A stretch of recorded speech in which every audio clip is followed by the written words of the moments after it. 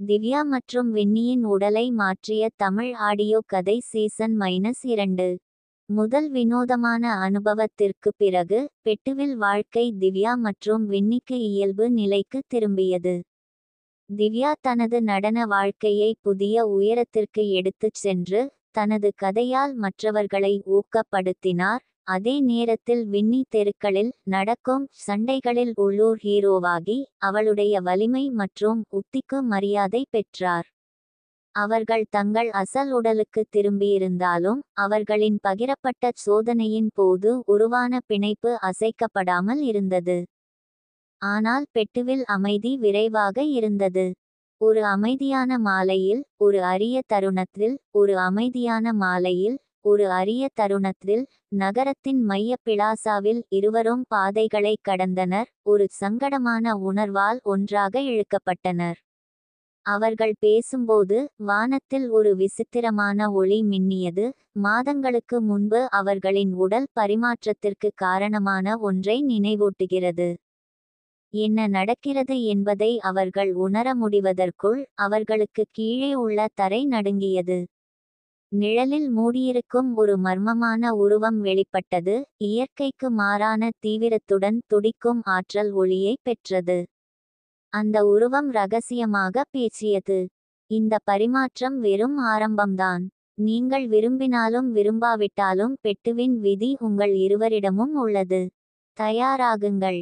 மறுநாள் காலையில் திவ்யாவும் வின்னியும் தங்கள் சொந்த உடல்களில் விழித்தார்கள். ஆனால் ஏதோ வித்தியாசமாக இருந்தது. இப்போது அவர்கள் ஒருவருக்கொருவர் திறமைகளின் துண்டுகளை அணுக முடியும் என்பதை கண்டுபிடித்தனர். திவ்யா ஆச்சரியமான வலிமையுடன் துல்லியமான குத்துக்களை வீச முடியும். அதே நேரத்தில் வின்னி ஒரு அறிமுகமில்லாத கருணையுடன் நகர்வதைக் கண்டார். கிட்டத்தட்ட அவள் நரம்புகளில் இசையை உணர முடியும். குழப்பமாகவும் பதட்டமாகவும் இருந்த இருவரும் மர்மம் இன்னும் முடிவடையவில்லை என்பதை உணர்ந்தனர். யாரோ அல்லது ஏதோ ஒன்று அவர்களை பார்த்து கொண்டிருந்தது. அந்த உருவத்தின் வார்த்தைகள் அவர்களின் மனதில் எதிரொலித்தன. பெட்டுவின் விதி உங்கள் இருவரிடமும் உள்ளது. உண்மையை வெளிக்கொணர தீர்மானித்த திவ்யாவும் வின்னியும் மீண்டும் ஒன்றாக வேலை செய்ய முடிவு செய்தனர். அவர்களின் தொடர்பு ஆழமடைந்தவுடன் உடல் மாற்றம். இப்போது இந்த விசித்திரமான அதிகார பகிர்வு தற்செயலானது அல்ல என்று அவர்கள் சந்தேகிக்கத் தொடங்கினர். அவர்களின் வாழ்க்கையும் ஒருவேளை பெட்டுவின் தலைவிதியும் ஒரு புதிய, மிகவும் ஆபத்தான அத்தியாயத்திற்குள் தள்ளப்படவிருந்தது. திவ்யாவும் வின்னியும் புதிதாக கண்டறிந்த திறன்களை புரிந்துகொள்ள முயன்றபோது பெட்டுவின் வீதிகள் உற்சாகத்தால் சலசலத்தன. மர்மமான உருவத்தின் எச்சரிக்கை இன்னும் அவர்களின் மனதில் எதிரொலித்தது. பரிமாற்றம் ஒரு ஆரம்பம் மட்டுமே. ஆனால் அதன் அர்த்தம் என்ன? பதில்களை கண்டுபிடிக்க தீர்மானித்த அவர்கள் தங்கள் சக்திகளை சோதிக்க முடிவு செய்தனர். நகரத்தின் எல்லைக்கு அருகிலுள்ள ஒரு கைவிடப்பட்ட கிடங்கில் வின்னி திவ்யாவை சண்டைக்கு சவால் விடுத்தார். திவ்யா ஒரு நடன கலைஞராக இருந்தபோதிலும் இப்போது அவளுக்கு வின்னியின் பிரதிபலிப்புகளும் உள்ளுணர்வுகளும் இருந்தன. அவள் துல்லியமாக குத்துக்களை தவிர்த்து ஆச்சரியமான சக்தியுடன் எதிர்கொண்டாள். மறுபுறம் தனது மிருகத்தனமான வலிமைக்கு பெயர் பெற்ற வின்னி இதற்கு முன்பு இல்லாத ஒரு நேர்த்தியுடன் நகர்வதைக் கண்டாள்.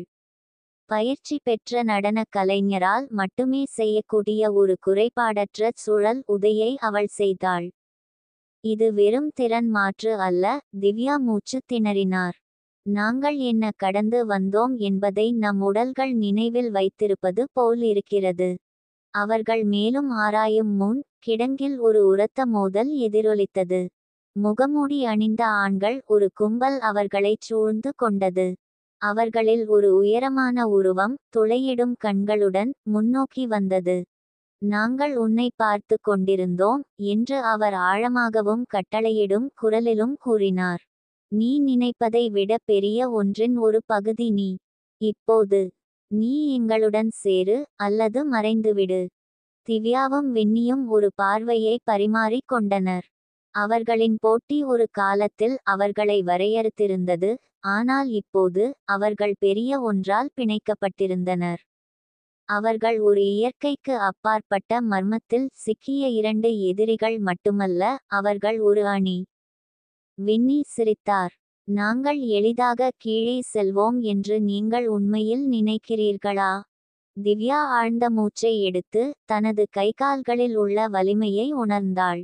நாங்கள் எங்கள் வாய்ப்புகளை எடுத்துக்கொள்வோம்.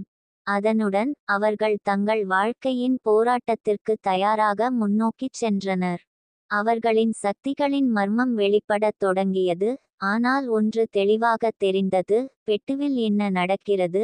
அவர்கள் அதன் மையத்தில் இருந்தனர். கிடங்கு குழப்பத்தில் மூழ்கியது.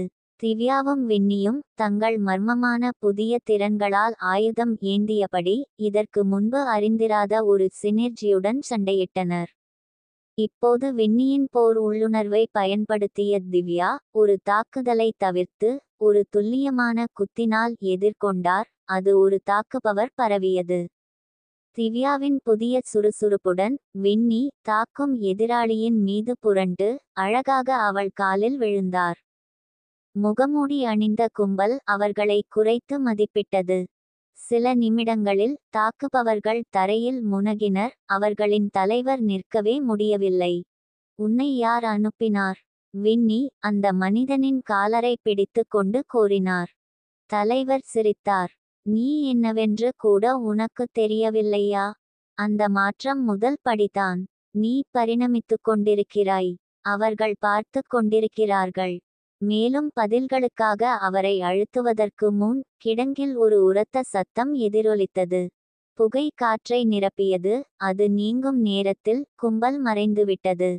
மூச்சு விடாமல் திவ்யா வின்னியை நோக்கி திரும்பினாள். இது இன்னும் முடிவடையவில்லை. வின்னி தன் கைமுட்டிகளை பற்றி கொண்டாள். இல்லை, இது இப்போதுதான் தொடங்குகிறது. நிழல்களில் துப்பு. உண்மையை வெளிக்கொணர தீர்மானித்த இருவரும் விசாரிக்க முடிவு செய்தனர். நகரத்தின் ஆழமான ரகசியங்களை அறிந்த வரலாற்றாசிரியர் மாஸ்டர் நயன் நடத்தும் பெட்டுவின் மையத்தில் உள்ள ஒரு பழைய புத்தகக் கடைக்குச் சென்றனர். உங்கள் பிணைப்பு பற்றிய பதில்களை நீங்கள் தேடுகிறீர்கள் என்று மாஸ்டர் நயன் ஒரு பண்டைய கையெழுத்து பிரதியை புரட்டி பார்த்தபடி கூறினார். பெட்டுவில் ஒரு பழைய புராணக்கதை உள்ளது. இரண்டு போர்வீரர்களின் தீர்க்கதரிசனம். ஒன்று கருணையின் உணர்வை கொண்டது, மற்றொன்று போரின் ஆன்மாவை கொண்டது. அவர்கள் போட்டியாளர்களாக இருக்க வேண்டும், ஆனால் இன்னும் ஏதோ ஒன்று ஆனது. நகரத்திற்குள் மறைந்திருக்கும் ஒரு பண்டைய சக்தியின் திறவுகோல். திவ்யாவும் வின்னியும் ஒரு பார்வையை பரிமாறிக் கொண்டனர். காத்திருங்கள், திவ்யா எச்சரிக்கையுடன் சொன்னாள். இது முன்பு நடந்ததாகச் சொல்கிறீர்களா? Master nine தலையசைத்தார். நூற்றாண்டுகளுக்கு முன்பு.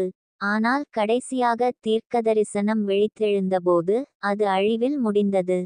வின்னியின் முதுகுத்தண்டில் ஒரு குளிர் ஓடியது. மீண்டும் அது நடந்தால் என்ன செய்வது? மாஸ்டர் நயன் புத்தகத்தை மூடினார். அப்படியானால் அவர்கள் உண்மையை கண்டுபிடிப்பதற்கு முன்பு நீங்கள் கண்டுபிடிக்க வேண்டும். ஏனென்றால் தவறான நபர்கள் அந்த சக்தியை திறந்தால் பெத்து எரிந்துவிடும். திவ்யாவும் வின்னியும் புத்தகக் கடையை விட்டு வெளியேறினர். அவர்களின் மனம் துடித்தது. அவர்கள் இனி ஒரு இயற்கைக்கு அப்பாற்பட்ட விபத்தில் சிக்கிய இரண்டு பெண்கள் அல்ல. அவர்கள் மிக பெரிய ஒன்றின் ஒரு பகுதியாக இருந்தனர். பெத்துவின் மங்கலான வெளிச்சம் கொண்ட தெருக்களில் அவர்கள் நடந்து செல்லும்போது ஒளிரும் கண்கள் ஒரு ஜோடி நிழலில் இருந்து அவர்களை பார்த்தன. விளையாட்டு இப்போதுதான் தொடங்கியது. செல்லும்போது மாஸ்டர் நயனின் வார்த்தைகளின் எடை திவ்யா மற்றும் வின்னியின் மனதில் நீட்டித்தது.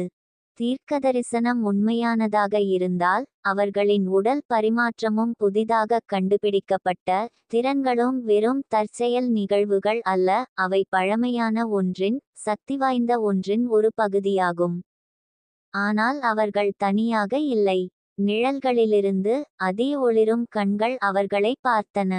இருளில் மூடிய ஒரு உருவம் அவர்களின் ஒவ்வொரு அடியையும் பின்தொடர்ந்தது. அவர்கள் ஒரு மூலையை திருப்பும்போது காற்றில் ஒரு கிசுகிசுப்பு ஒலித்தது. நீங்கள் வேட்டையாடப்படுகிறீர்கள். திவ்யாவும் வின்னியும் சுற்றித் திரிந்தனர். ஆனால் யாரும் அங்கு இல்லை. இது விசித்திரமாகி வருகிறது. வின்னி முஷ்டிகளை பிடுங்கிக் கொண்டு முணுமுணுத்தாள். முதலில் ஒரு தீர்க்கதரிசனம், இப்போது பின்தொடர்பவர்களா? அடுத்து என்ன? திவ்யா நடுங்கினாள். அவர்கள் நம்மை கண்டுபிடிப்பதற்கு முன்பு இதற்கு பின்னால் யார் இருக்கிறார்கள் என்பதை கண்டுபிடிக்க வேண்டும். அண்டர்கிரவுண்ட் அரங்கம். அவர்களின் விசாரணை அவர்களை ஒரு நிலத்தடி சண்டை கழகத்திற்கு அழைத்துச் சென்றது, உடல் மாற்றத்திற்கு முன்பு வின்னி அடிக்கடி செல்லும் பல இடங்களில் ஒன்று. தெருவில் ஒரு புதிய போராளி வந்திருப்பதாகவும் அவர் இயற்கைக்கு மாறான வலிமை கொண்டவர் என்றும் செய்தி வந்தது. மங்கலான வெளிச்சம் கொண்ட கிடங்கிற்குள் கூட்டம் கூட்டமாக மோதியது. வளையத்தில் ஒரு தீக்குச்சி விரிந்தது. ஒரு பெரிய போராளி வெற்றி பெற்றவராக நின்றார். அவரது எதிராளி அவரது காலடியில் மயக்கமடைந்தார். அந்த மனிதன் தனது கைமுட்டிகளை உயர்த்தினான். ஒரு சிறிய நொடி, அவரது கண்கள் நிழல்களிலிருந்து வந்த உருவத்தைப் போலவே அதே பயங்கரமான பிரகாசத்தை மின்னின. அது அவன்தான். திவ்யா கிசுகிசுத்தாள். அவளை கேட்டது போல் போராளி அவர்களை நோக்கி தனது பார்வையை திருப்பினார். அவரது முகத்தில் ஒரு அறிவார்ந்த புன்னகை. நீ எப்போது வருவாய் என்று நான் யோசித்துக் கொண்டிருந்தேன் என்று அவர் வளையத்திலிருந்து வெளியே வந்தார். அவரது குரல் அவர்களின் முதுகெலும்புகளில் நடுக்கத்தை ஏற்படுத்தியது. தீர்க்கதரிசனம் உண்மையானது. நீங்கள் மட்டும் தேர்ந்தெடுக்கப்பட்டவர்கள் அல்ல. அவர்கள் எதிர்வினையாற்றுவதற்கு முன்பே கிடங்கில் விளக்குகள் மின்னின. கதவுகள் சாத்தப்பட்டன. கூட்டம் மறைந்துவிட்டது. உண்மையான சண்டை தொடங்கவிருந்தது. நிலத்தடி அரங்கம் அமானுஷ்ய அமைதியில் மூழ்கியது. ஒரு காலத்தில் இருந்த கூட்டம் இருந்தே இல்லாதது போல் மறைந்து போனது. ஒளிரும் கண்களுடன் திவ்யா, வின்னி மற்றும் மர்மமான போராளி மட்டுமே மங்கலான வெளிச்சத்தில் இருந்தனர். வின்னி தனது கைமுட்டிகளை பிடுங்கிக் கொண்டாள். நீ யார்? நாங்கள் மட்டும் தேர்ந்தெடுக்கப்படவில்லை என்று நீங்கள் என்ன சொல்கிறீர்கள்? போராளி சிரித்தார். உங்கள் உடல் பரிமாற்றம் ஒரு தற்செயல் நிகழ்வு என்று நீங்கள் நினைக்கிறீர்களா? இல்லை. இது ஒரு சோதனை. உங்களுக்குள் செயலற்ற சக்தியை எழுப்ப ஒரு வழி. அவர் அருகில் சென்றார். அவரது இருப்பு இயற்கைக்கு மாறான ஆற்றலை வெளிப்படுத்தியது. இப்போது நீங்கள் அடுத்த கட்டத்திற்கு தயாராக உள்ளீர்கள். திவ்யாவின் இதயம் துடித்தது. அடுத்த கட்டம் என்ன? அந்த மனிதன் தன் கையை உயர்த்தினான். திடீரென்று அவர்களைச் சுற்றியுள்ள சுவர்கள் யதார்த்தமே மாறுவது போல் மின்னின. அவர்கள் எதிர்வினையாற்றுவதற்குள் அவர்களுக்கு கீழே உள்ள தரை ஒளிர்ந்தது. ஒரு நொடியில் எல்லாம் மாறியது. ஒரு புதிய சாம்ராஜ்யம். திவ்யாவும் வின்னியும் ஒரு பரந்த, கைவிடப்பட்ட கோவிலில் தங்களைக் கண்டார்கள். காற்று சக்தியால் அடர்த்தியாக இருந்தது. சுவர்களில் அவர்கள் அடையாளம் காண முடியாத சின்னங்கள் செதுக்கப்பட்டிருந்தன. மண்டபத்தில் வரிசையாக நின்றிருந்த போர்வீரர்களின் பிரம்மாண்டமான சிலைகள், ஒவ்வொன்றும் வெவ்வேறு ஆயுதங்களை, வாள்கள், தடி, கத்திகள் மற்றும் வில்களை ஏந்தியிருந்தன. என்ன இப்போது நடந்தது? திவ்யா கிசுகிசுத்தாள். போராளி அவர்கள் முன் தோன்றினார். அவரது ஒளிரும் கண்கள் இப்போது பிரகாசமாக இருந்தன. பெட்டுவின் சோதனைகளுக்கு வருக என்று அவர் அறிவித்தார். உங்களுக்கு உண்மை வேண்டுமென்றால் நீங்கள் அதை சம்பாதிக்க வேண்டும். அவர்கள் அவரது வார்த்தைகளைச் செயல்படுத்துவதற்குள் தரை நடுங்கியது. சிலைகள் நகரத் தொடங்கின. கையில் ஆயுதங்களுடன் பீடங்களில் இருந்து இறங்கும்போது அவர்களின் கண்கள் பிரகாசித்தன. வின்னி சிரித்தார். இப்போது இது எனக்கு ஒரு வகையான சவால். திவ்யா ஆழ்ந்த மூச்சை எடுத்து தனக்குள் இருக்கும் ஆற்றலை உணர்ந்தார். இதை ஒன்றாக முடிப்போம். சிலைகள் அவர்களை நோக்கி விரைந்து வந்தபோது திவ்யாவும் வின்னியும் அருகருகே நின்று தங்கள் விதியின் பின்னால் உள்ள உண்மைக்காக போராடத் தயாராக இருந்தனர். தொடரும். திவ்யா மற்றும் வின்னியின் உடல் மாற்று கதை. சீசன் 2 பகுதி 5. பெரிய கல் வீரர்கள் முன்னேறும்போது கோயில் சுவர்கள் நடுங்கின. அவர்களின் ஒளிரும் கண்கள் ஒரு பண்டைய சக்தியை வெளிப்படுத்தின. அவர்களின் கனமான காலடிகள் இடி போல எதிரொலித்தன. திவ்யாவும் வின்னியும் அருகருகே நின்றனர். அவர்களின் உள்ளுணர்வு உதைத்தது. வின்னி தனது முழங்கால்களை உடைத்து கொண்டாள். கல் ராட்சதர்களே, இல்லையா? நான் இன்னும் கடினமான ஒன்றை எதிர்பார்த்தேன். திவ்யா சிரித்தாள். அவளுடைய நரம்புகளில் ஆற்றல் பாய்வதை உணர்ந்தாள். உங்கள் தெரு சண்டை திறன்கள் மந்திரத்திற்கு எதிராக செயல்படுகின்றனவா என்று பார்ப்போம். முதல் சிலை அவர்கள் மீது ஒரு பெரிய கல் வாளை வீசியது. வின்னி குனிந்து கொடிய கத்தியை தவிர்த்து அதன் காலில் ஒரு சக்திவாய்ந்த உதையுடன் எதிர்கொண்டது. தாக்கம் ஒரு விரிசலை ஏற்படுத்தவில்லை. எங்களுக்கு ஒரு புதிய உத்தி தேவை. திவ்யா கத்தினார். மற்றொரு தாக்குதலை தடுத்தார். வின்னி பற்களை கடித்தார். உங்களுக்கு என் பலம் இருக்கிறது. உங்கள் சுறுசுறுப்பு எனக்கு இருக்கிறது. நாம் அவற்றை ஒன்றாக பயன்படுத்த வேண்டும். அவர்கள் கண்களை பூட்டிக்கொண்டு தலையசைத்தனர். திவ்யா புதிதாக கிடைத்த துல்லியத்துடன் காற்றில் குதித்து சிலையின் தோளில் இறங்கினாள்.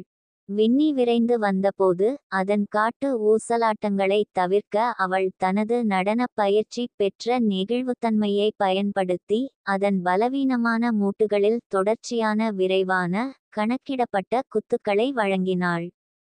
பலத்த விரிசலுடன் சிலை தூசியாக நொறுங்கியது. மற்ற வீரர்கள் கர்ஜித்தனர். அவர்களின் அசைவுகள் மேலும் ஆக்ரோஷமாகின. ஆனால் திவ்யாவும் வின்னியும் தங்கள் தாளத்தை கண்டுபிடித்தனர்.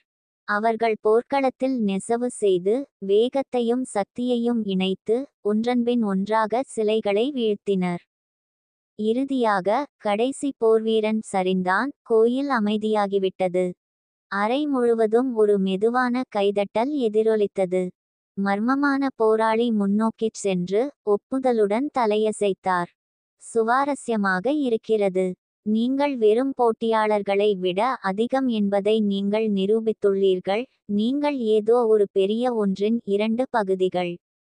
திவ்யா மூச்சு வாங்கினாள். நாங்கள் உங்கள் விளையாட்டை விளையாடினோம். இப்போது சொல்லுங்கள், எங்களுக்கு உண்மையில் என்ன நடக்கிறது? போராளி சிரித்தார். இது ஆரம்பம் மட்டுமே. உண்மையான சோதனை முன்னால் உள்ளது. அவர்கள் பதிலளிக்கும் முன் அவர்களுக்கு கீழே இருந்த தரை மீண்டும் பிரகாசித்தது. ஒரு கண்மூடித்தனமான ஒளி அவர்களைச் சூழ்ந்தது. வெளிச்சம் மங்கியபோது அவர்கள் முற்றிலும் மாறுபட்ட இடத்தில் சுவர்களில் தீப்பந்தங்களுடன் கூடிய இருண்ட மண்டபத்தில் நிற்பதைக் கண்டார்கள். தொலைவில் ஒரு பெரிய கதவு இருந்தது. அது பழங்கால சின்னங்களால் மூடப்பட்டிருந்தது. அறை முழுவதும் ஒரு ஆழமான குரல் ஒலித்தது. உங்கள் உண்மையான திறனை திறக்க நீங்கள் மிகவும் அஞ்சுவதை எதிர்கொள்ள வேண்டும். திவ்யாவும் வின்னியும் சங்கடமான பார்வைகளை பரிமாறிக் கொண்டனர். சாகசம் இன்னும் முடிவடையவில்லை. இருண்ட மண்டபத்தில் ஆழமான குரல் எதிரொலித்தபோது டார்ச்கள் மின்னின. உங்கள் உண்மையான திறனை திறக்க நீங்கள் மிகவும் அஞ்சுவதை எதிர்கொள்ள வேண்டும்.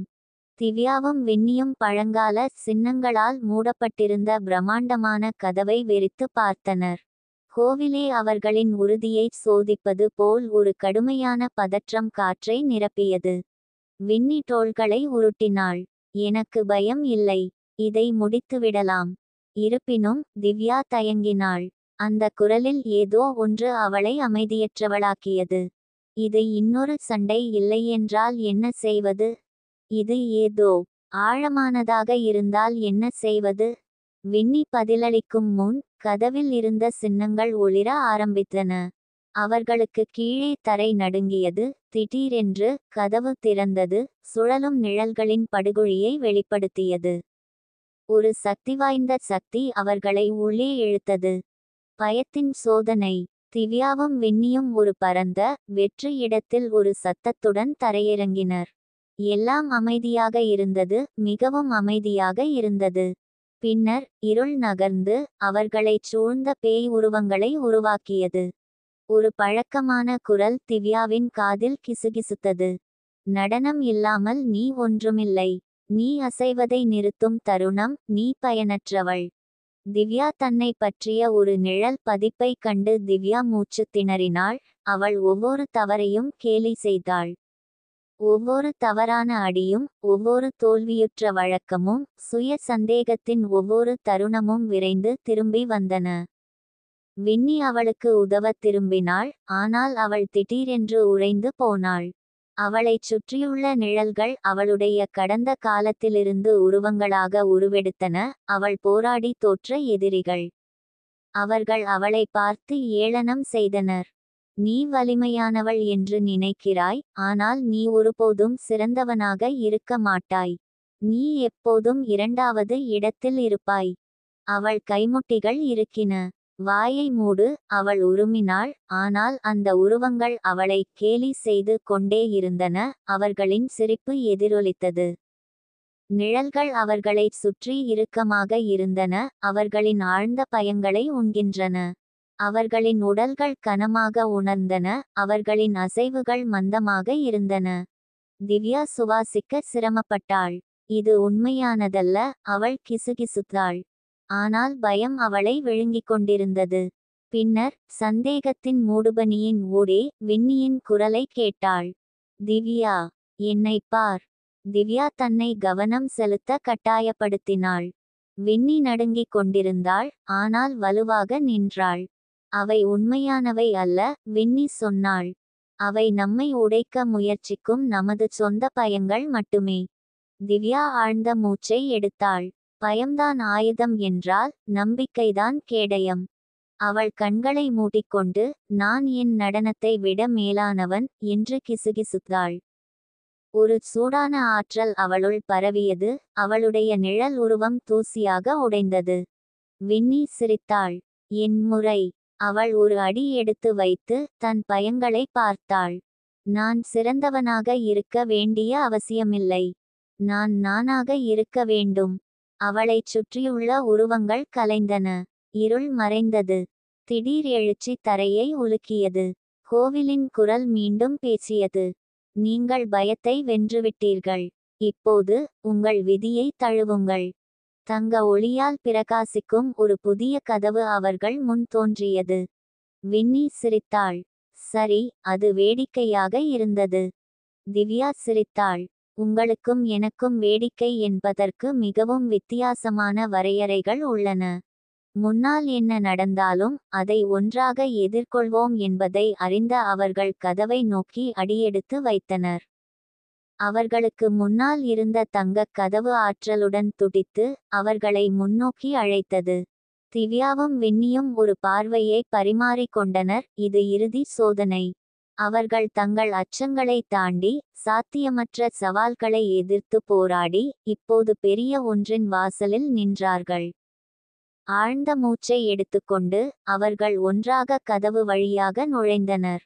ஒரு பிரகாசமான ஒளி அவர்களைச் சூழ்ந்தது. திடீரென்று அவர்கள் பெட்டுவில் தங்களை கண்டுபிடித்தனர். நகரத்தின் பழக்கமான சத்தங்கள் அவர்களைச் சூழ்ந்தன. கார்களின் ஹாரன் சத்தம், தொலைதூர இசையின் துடிப்பு மற்றும் மக்களின் அரட்டை. எதுவும் மாறாதது போல் இருந்தது. ஆனால் அவர்களுக்கு நன்றாக தெரியும். அவர்களின் உடல்கள் வித்தியாசமாக உணர்ந்தன. மாற்றப்படவில்லை, ஆனால் மேம்பட்டன. திவ்யாவுக்கு இன்னும் வின்னியின் வலிமை இருந்தது. வின்னிக்கு இன்னும் திவ்யாவின் கருணை இருந்தது. ஒரு காலத்தில் அவர்களை மர்மத்தில் பிணைத்திருந்த சக்தி இப்போது அவர்களுக்குள் ஒன்றிணைந்து அவர்களை புதியதாக மாற்றியது. அவர்களின் மனதில் ஒரு குரல் எதிரொலித்தது, இது ஆரம்பம் மட்டுமே. திவ்யா சிரித்தாள். சரி, இப்போ என்ன? வின்னி தன் முழங்கால்களை உடைத்து கொண்டாள். இப்போ இதற்கெல்லாம் பின்னால் யார் இருக்கிறார்கள் என்று நமக்கு தெரியும். அவர்கள் பெட்டுவின் தெருக்களில் நடந்து செல்லும்போது ஒரு நிழல் உருவம் கூரையிலிருந்து அவர்களை பார்த்தது. அவரது கண்கள் இயற்கைக்கு மாறான பிரகாசத்துடன் பிரகாசித்தன. அவர்கள் சோதனைகளில் தேர்ச்சி பெற்றனர் என்று அவர் முணுமுணுத்தார். இப்போது உண்மையான சோதனை தொடங்குகிறது. மர்மம் இன்னும் முடிவடையவில்லை. அது தொடங்குவதற்கு மட்டுமே இருந்தது. திவ்யா மற்றும் வின்னியின் உடலை மாற்றிய தமிழ் ஆடியோ கதை. சீசன் 3 தொடரும்.